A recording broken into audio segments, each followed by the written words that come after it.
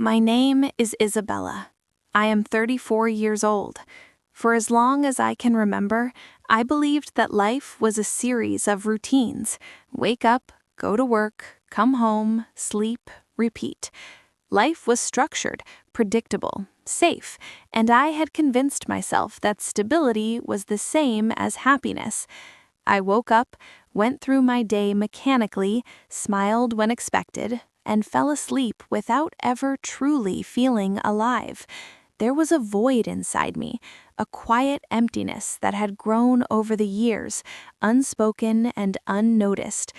I didn't realize how disconnected I had become from myself until the moment that one small spark appeared and shattered the monotony. I have been married to Nathan for over 10 years. He is patient, dependable, and gentle. People trust him instantly, and I did too. Our life together is calm, orderly, structured. Mornings start at the same hour, workdays merge into one another, and evenings are quiet. There's no chaos, no shouting, no tension, just a persistent silence that grows heavier over time. I loved him, or I thought I did, but love can quietly slip into habit, and before you realize it, devotion becomes routine, and you begin to confuse comfort with passion. Even in the comfort of our home, I felt invisible. I would sometimes watch Nathan from across the room and notice his quiet gestures, the way he moved, the subtle strength in his hands, and yet I felt a distance between us, an unspoken gap that neither of us dared to cross. I loved him, yes, but my love had become quiet, almost mechanical, and I wondered if my heart had stopped noticing anything at all. One rainy Friday evening, scrolling through my phone while Nathan read beside me, I came across an advertisement for a weekend art workshop, a retreat designed to help people reconnect with their creativity.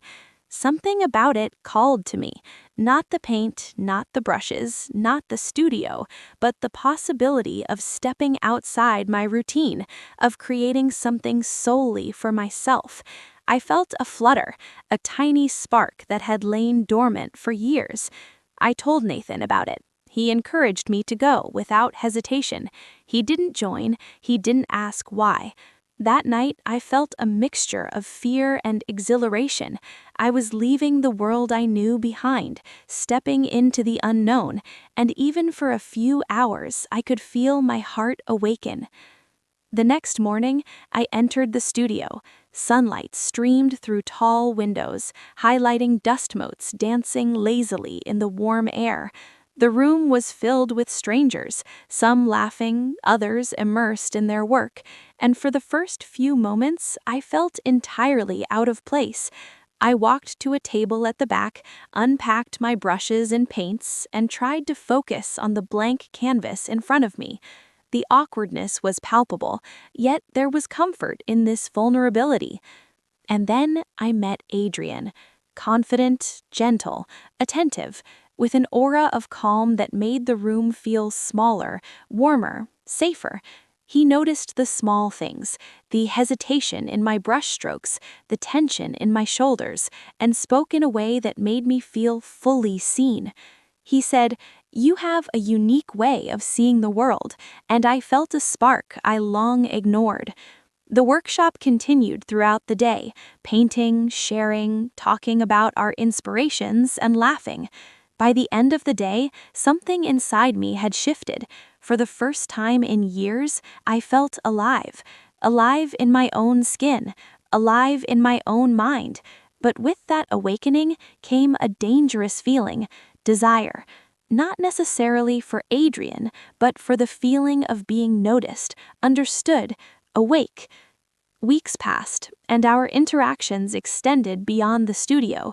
Texts during the week, coffees after class, long walks discussing books, life, dreams unspoken to anyone else.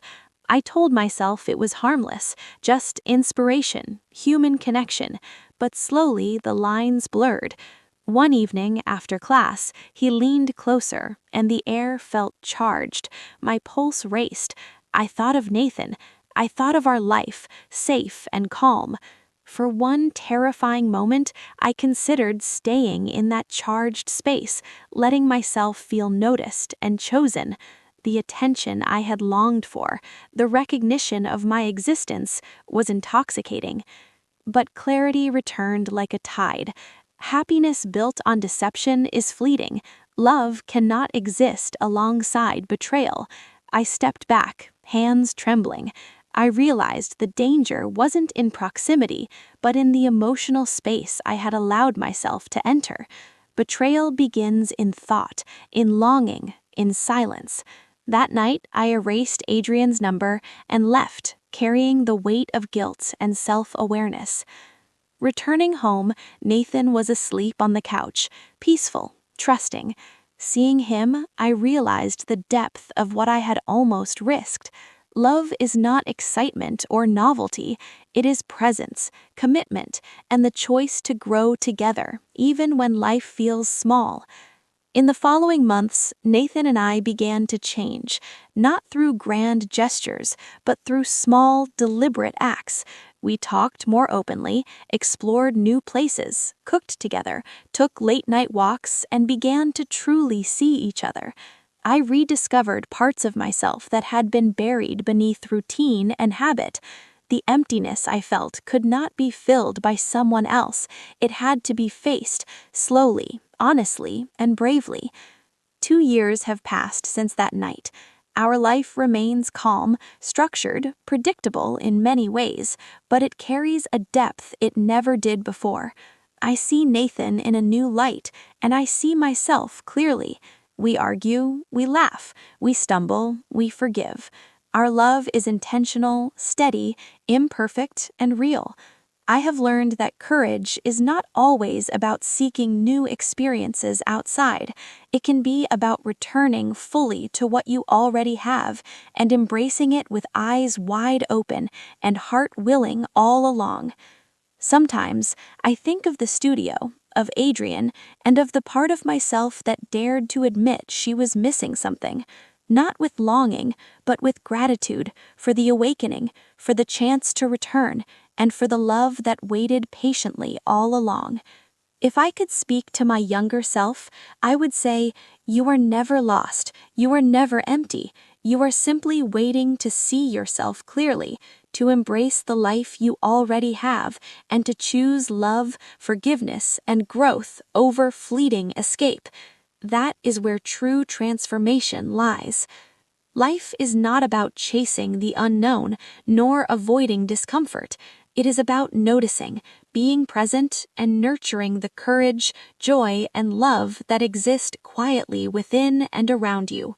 Sometimes, the quiet, intentional life, the one that seems ordinary, is the most radical, transformative act of all.